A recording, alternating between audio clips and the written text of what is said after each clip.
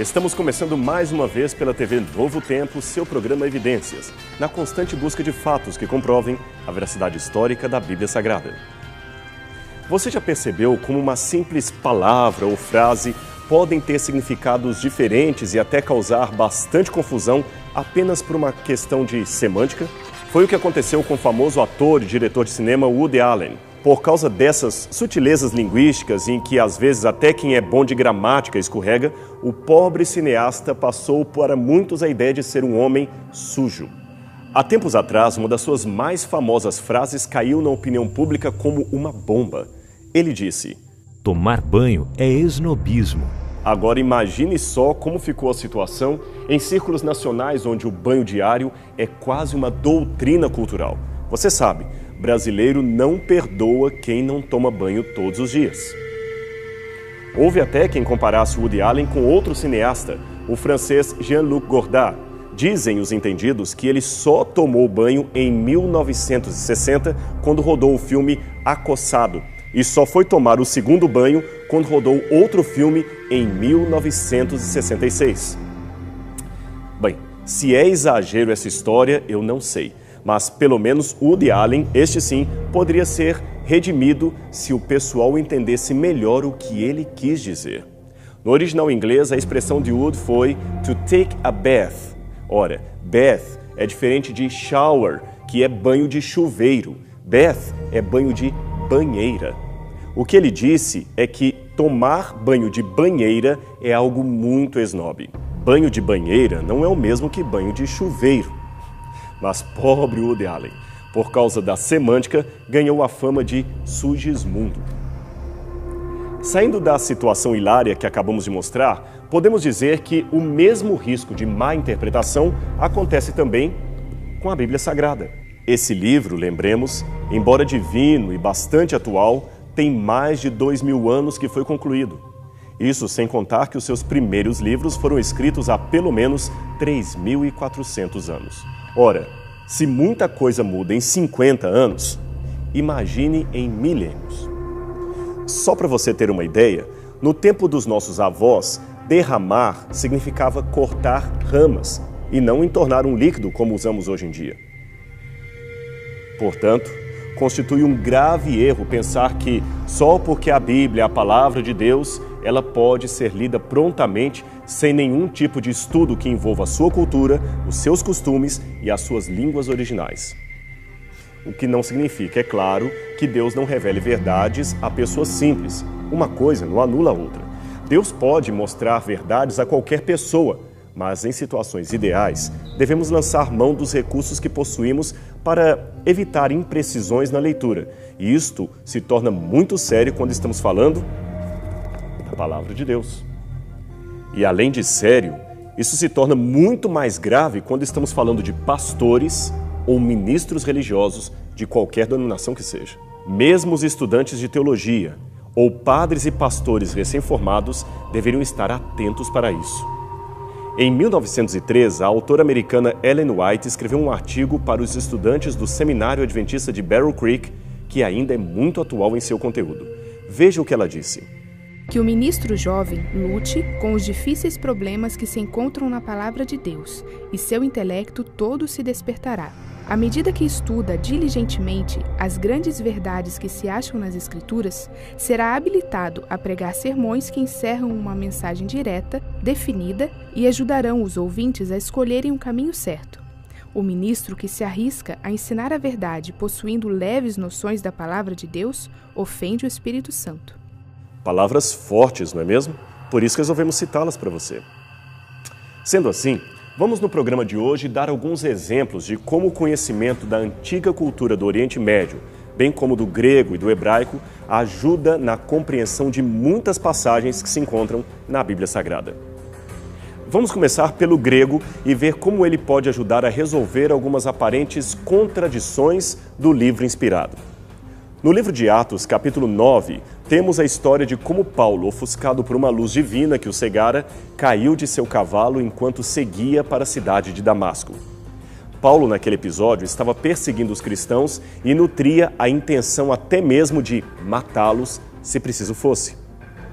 Foi aí que Jesus lhe apareceu no caminho e, em virtude desta visão majestosa, Paulo se converte e se torna um seguidor de Jesus Cristo.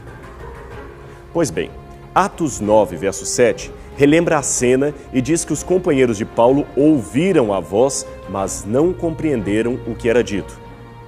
Já em Atos, capítulo 22, verso 9, dependendo da versão que você tiver em mãos, é dito que os companheiros de Paulo não ouviram a voz. Isto é uma contradição. Como entender isso? Ora, o verbo em grego é akouo, que significa tanto ouvir um som como compreender mentalmente o que se diz.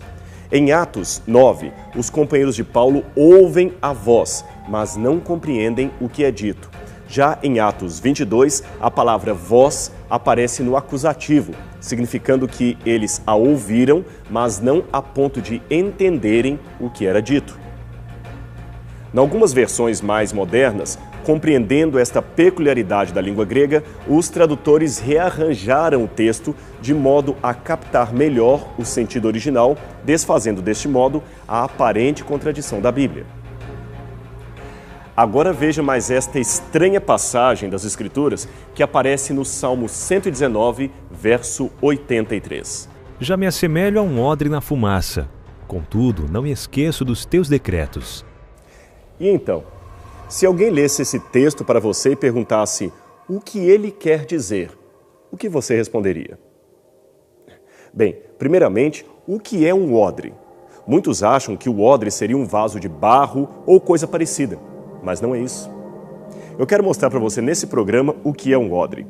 Eu tenho justamente aqui em minhas mãos um odre. Ele veio do Egito e foi muito usado por beduínos que vivem próximos ao Monte Sinai. Como você pode ver, ele é feito de pele de animal e servia para colocar água ou vinho. Eles geralmente usavam uma cabra ou meia cabra, como neste caso. O que eles faziam é o seguinte: eles geralmente degolavam a cabeça do animal, tiravam aqui todas as suas entranhas, depois curtiam o couro, aí costuravam as patas de modo a torná-lo uma bolsa hermeticamente fechada e estava pronto para o seu uso. O couro ajuda a manter o líquido numa temperatura agradável, como se estivesse quase dentro de uma geladeira, uma temperatura que seria impossível num deserto que pode chegar a mais de 40 graus na sombra. Além disso, o fato de ser de couro e não de argila facilita o transporte, pois não corre o risco de se quebrar, como acontece com os vasos. E assim, se quebrasse, perderia o precioso líquido do deserto, que você sabe é a água. Mas havia uma situação para a qual os homens do deserto deveriam estar atentos. É que o odre pode e fica velho. Jesus, certa vez, usando um odre como elemento pedagógico, ensinou: não se põe vinho novo em odres velhos. Do contrário, rompem-se os odres, derrama-se o vinho e os odres se perdem. Mas põe-se vinho novo em odres novos e ambos se conservarão. Mateus capítulo 9, verso 17. Ora, o vinho novo que Jesus fez referência é o vinho não fermentado. E quando você coloca um vinho não fermentado dentro do odre, em pouco tempo ele vai começar o processo de fermentação e criará gases que o expandirão. Mas nesse caso não tem problema, porque o couro se estica e tudo fica bem. Agora, quando o odre, como este aqui, já está bem velho, o couro perde a sua elasticidade. E aí então, o vinho novo, se colocado dentro dele, ao expandir pela fermentação, vai fazer com que o couro rasgue e o sujeito perderá tanto o vinho quanto o odre que possuía. O significado disso, segundo a interpretação de alguns teólogos, é que a mensagem de Jesus deveria chegar como um vinho novo, e muitas vezes ela chegava como um vinho novo, mas infelizmente para as engessadas tradições dos fariseus. E assim sendo, a mensagem nova de Cristo provocava uma grande ruptura de conceitos, de ideias, de pensamentos no judaísmo. Uma aplicação disto para hoje seria a de que, se você não tiver uma mente aberta, uma mente renovada, jamais poderá entender as coisas do Espírito Santo, pois a Bíblia, pode acreditar, é em muitas instâncias uma complexa quebra de paradigmas. Imagine só, um livro que pede para você não odiar, não adulterar, não buscar em primeiro lugar o seu próprio interesse, Um livro que lhe pede para renunciar o eu e entregar a sua vida a Deus. Algo, convenhamos, completamente na contramão de muitos slogans atuais. Noutras palavras, devemos ter, acima de tudo, uma mente aberta. Mas cuidado, não tão aberta a ponto do cérebro cair para fora dela. E quanto ao texto do Salmo, já me assemelha a um odre na fumaça, você se lembra? O que significa aquilo? Um odre na fumaça, mas não me esqueço dos teus decretos. Ora, agora que já sabemos o que é um odre e para que ele servia, podemos então entender melhor o texto bíblico. Nos tempos mais antigos, era comum que muitos povos dormissem em tendas como esta que você vê em seu vídeo. Aliás, até hoje, beduínos e nômades do deserto ainda conservam alguns desses costumes milenares de moradia e adaptação ao deserto do Oriente Médio. Para espantar moscas, vespas e animais peçonhentos, eles costumam acender fogo perto da tenda ou às vezes até mesmo dentro dela, por mais perigoso que isso seja. O fogo também serve para aquecê-los durante o inverno. Agora imagine essa situação. Nesse contexto, odres velhos eram pendurados no teto da tenda ou do lado de fora dela para servirem de remendo. Como não servem para colocar líquido, eles são eventualmente cortados e o seu couro é usado para consertar sandálias ou tapar algum buraco da própria tenda. Então, pendurados ali, os velhos odres são praticamente esquecidos e ficam o tempo todo recebendo a fumaça da fogueira. Agora o sentido ficou mais claro. Esta é a sina de um odre velho e sem serventia. Terminar os seus dias recebendo fumaça de fogueira. Portanto, o salmista, que já deveria estar idoso quando escreveu esse salmo, se assemelhava a um odre na fumaça, isto é, um odre velho. Mas o seu arremate é que faz toda a diferença. Ele disse: ainda que eu seja um dia esquecido pelas pessoas, eu continuarei sendo fiel a Deus. Muito bonito e eticamente muito profundo.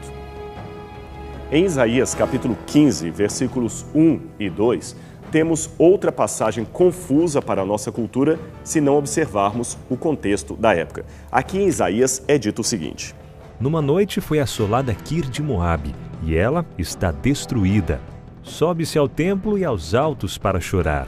Lamenta Moabe. Todas as cabeças se tornam calvas e toda a barba é raspada. Pelo que se pode perceber, aqui fala de uma importante cidade de Moabe chamada Kir, que tinha a sua destruição anunciada pelo profeta. Então, ele fala de choro, lamento, e diz que todas as cabeças se fizeram calvas, isto é, carecas, e toda a barba foi raspada. Ora, em nossa sociedade, não há problema algum em ver um homem careca e sem barba. Aliás, pelo contrário, dependendo da situação, barba e cabelos fartos podem ser sinônimos de desleixo e falta de higiene.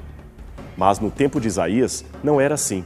Fazer a barba ou raspar o cabelo não era um ato rotineiro, mas um símbolo de profunda depressão. Veja esses nobres da Pérsia. Perceba como são barbados e de cabelo farto. O mesmo padrão se repete no busto do rei da Assíria e também nesta antiga estátua do deus Hermes. Repare os cabelos em forma de trança. Aliás, de acordo com um outro episódio descrito em 2 Reis, capítulo 2, versos 23 a 25, envolvendo nesse caso o profeta Eliseu e algumas crianças, perceba que eles zombavam do profeta por ele ser calvo. Notamos então que não ter barbas ou cabelos era, naquele tempo, motivo de zombaria e deboche coletivo. A mesma atitude encontramos nas comédias gregas de Aristófanes, que viveu no V século a.C.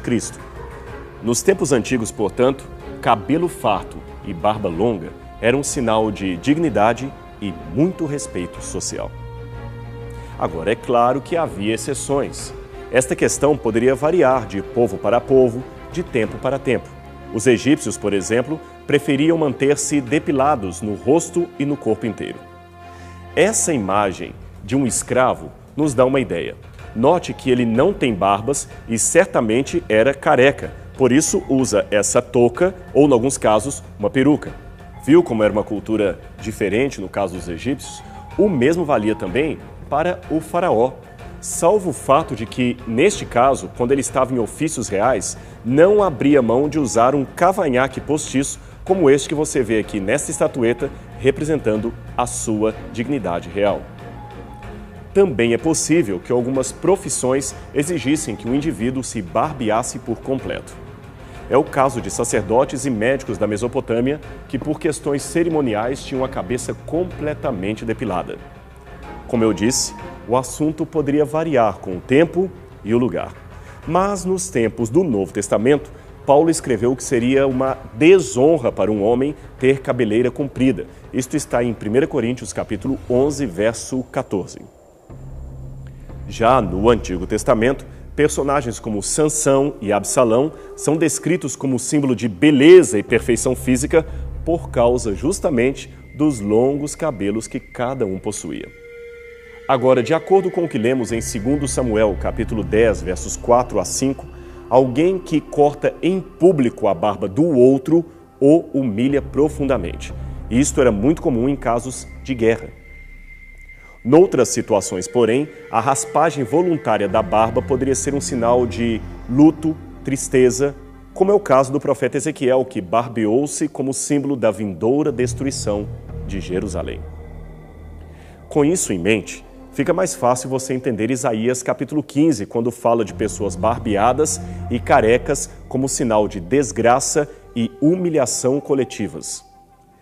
Existia o caso ainda daquele que fazia o voto de Nazireu, não permitindo que sua barba e seus cabelos fossem sequer aparados até a data do cumprimento ou do término desse voto. Depois disso, esse sujeito que havia feito o voto de Nazireu se depilava, entregava os cabelos e o pelo da barba ao sacerdote como sacrifício para com Deus. Você pode ler isso na Bíblia em Números capítulo 6, versículos 5 a 21. Existe também uma lei no livro de Levítico que diz o seguinte: Não cortareis o cabelo em redondo, nem danifiqueis as extremidades da barba. Levítico capítulo 19, verso 27. Muito se tem discutido sobre o significado desses versos e algumas correntes religiosas, talvez por desconhecerem o contexto da época, fizeram deste texto a base para proibir que homens cortem as suas barbas, mas o sentido original parece ser outro. O contexto parece mostrar vários ritos pagãos praticados pelo povo cananita. Um deles, inclusive, consistia em ferir-se com facas para expressar sentimento de luto. Deus, é claro, queria livrar os hebreus desse tipo de comportamento fanático, por isso proibiu-lhes cortar a barba em rituais pagãos, como faziam seus vizinhos de Canaã. Este é o único motivo do mandamento, e não há ali nada que pareça proibir alguém de outra época ou contexto de usar um barbeador ou retirar pelos de seu rosto. Já diziam os antigos, um texto fora de contexto gera um pretexto. E já que falamos em Canaã, você certamente já leu na Bíblia que aquela seria uma terra onde mana leite e mel, não é isto? Mas ali a Bíblia está fazendo referência ao leite de cabras e não ao leite de vaca, pois as cabras, sim, eram animais mais comuns no ambiente do deserto. E quanto ao mel? Bem, embora eles também conhecessem o mel de abelha, ali refere-se mais propriamente ao mel da tamareira, que é uma árvore muito abundante no país. Aliás, eu trouxe aqui uma tâmara, fruto da tamareira, para mostrar para você. Ela produz um mel muito doce e agradável. Essa fruta e o seu mel eram tão apreciados que chegava a ser um costume dar para uma menina o nome de Tamar, que significa tâmara. Interessante, não é mesmo?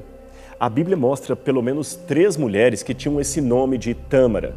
Uma seria a nora de Jacó, a outra seria a filha de Davi e a terceira, a filha de Absalão. Vamos terminar os nossos exemplos mostrando um costume egípcio que ilustra muito bem algo também mencionado na Bíblia Sagrada. Aqui você tem a imagem de casamento do faraó Tutancâmon. Note que ele tem um pé descalço e o outro calçado com uma sandália. O mesmo se passa com a princesa, a sua esposa. Ela também tem um pé calçado e o outro descalço. Veja, a Bíblia não prescreve esse rito, mas o pressupõe. Em Rute 4, verso 7, lemos: Este era, outrora, o costume em Israel quanto a resgates e permutas. O que queria confirmar qualquer negócio, tirava o calçado e o dava ao seu parceiro. Assim se confirmava um negócio em Israel. O elemento negociado em Rute também era um contrato de casamento, e a cena do rei Tutancâmon ilustra muito bem esta situação de tirar a sandália para firmar um negócio. A Bíblia é um livro fantástico, não é mesmo? Rico em cultura, história, teologia e, acima de tudo, rico em revelar aos homens a vontade de Deus. Eu espero que você tenha apreciado o programa de hoje. Noutra oportunidade, traremos para você novos exemplos da cultura do Antigo Oriente Médio que ilustram as várias passagens da Bíblia Sagrada. Mas o nosso programa está terminando e agora é hora de dizer até logo. Mas na semana que vem nos encontraremos novamente aqui para mais um estudo da Palavra de Deus. E lembre-se, evidências você só tem aqui na TV Novo Tempo, o canal da Esperança. Até semana que vem.